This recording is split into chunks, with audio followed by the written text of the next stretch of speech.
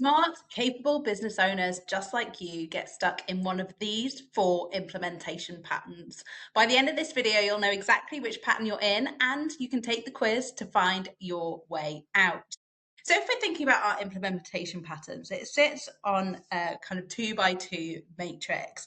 And what we're looking at here is where our energy goes. So are we primarily kind of thinking, or are we primarily acting? And on the opposite axis, we have got whether or not this goal is ours. So is it aligned to us? Is it our goal? Or actually, is it misaligned and it's not really what we really want in the first place? So our top quadrant, we're thinking and we're aligned, is the polisher archetype, polisher pattern. And here, you cannot stop refining.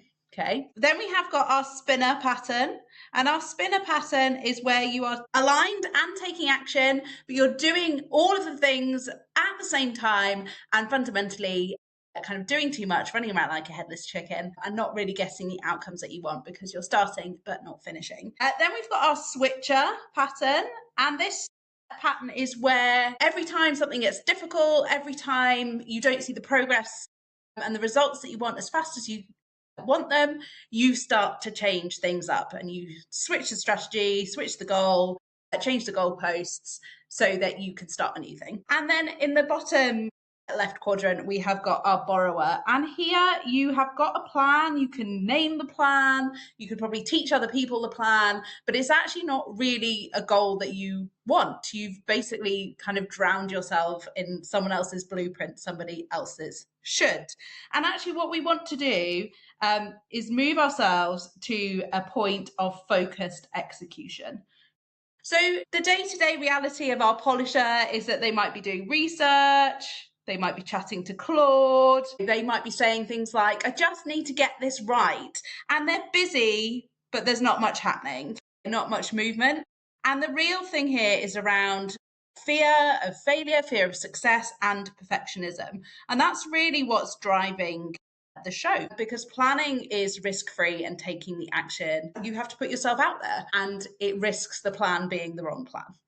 Our spinner, as I said before, they're kind of juggling everything, spread too thin. They start but don't finish, and they're kind of saying yes to everything. But the problem here is that they have almost like created an identity where busyness is their identity. It's kind of like a proving yourself kind of energy. And ultimately, this can lead to burnout. Switcher has the graveyard of programs, courses, webinars, half-started approaches, and really here they might be saying things like, I still haven't found the right thing for me. I still haven't found what I'm looking for. And part of this is like novelty seeking, shiny object syndrome. But the primary thing here is about the discomfort that comes in the gap between taking the action and the results not showing up yet. Like they haven't normalized the dip, the fact that things will be hard, the fact that things don't always go smoothly, the fact that there will be relapse and that you will be inconsistent.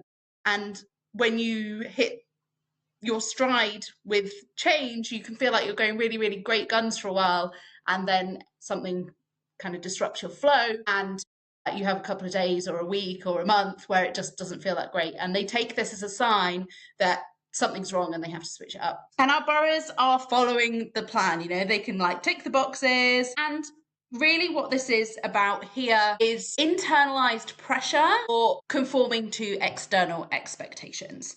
Okay, so this is feeling somebody else's should, essentially. And what I want to say about these is that they are situational, not identity-based. So you can easily move between the 4 quadrants. Like I know I have in my business. My default is probably polisher. I spend a lot of time in plans and in my head and in ideas and, you know, things that I have wanted to start but never actually got to. But also I know when I first moved online in my business, I was doing all the programs, doing all the courses, starting different things. I had a membership, and then I had, you know, like I started a podcast, and then I closed a membership, and then I was like, oh, maybe I should have a membership again, and the community and the Facebook group and all of these different things. And none of them were really mine. You know, I've been that spinner as well, feeling like there's so much to do and kind of thriving off it, yes, but also fundamentally getting to burnout.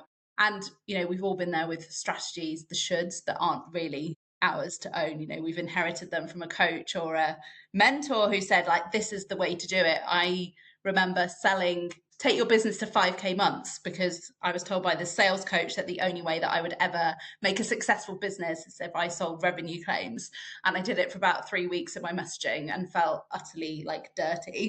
And stopped doing it because it just doesn't align with who I am as a person at all. So how does this link with action architecture? Now, if you haven't seen action architecture before, fundamentally, we get action when our spark, our desire, our belief, our identity intersects with our strategy. So we've got plan, milestones, actions, goals, and then again, it intersects again with our setup. So the environment, the conditions that we're creating to make the change possible, to make the goal actions possible, accountability, progress tracking, all of those different kinds of things. So our polishers and our switchers have a setup gap because what they're doing is they haven't made the action safe, or that discomfort of knowing that things aren't going to go swimmingly well all of the time. They haven't made that feel safe. So that is a setup gap for our polishers and our switchers. Spinners is a strategy gap because everything is deemed to be equally important.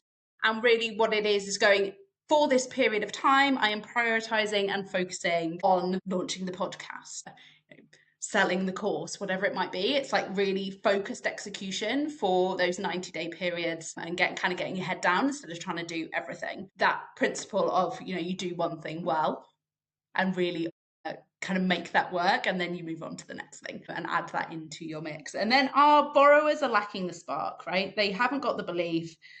They don't really feel like it's theirs.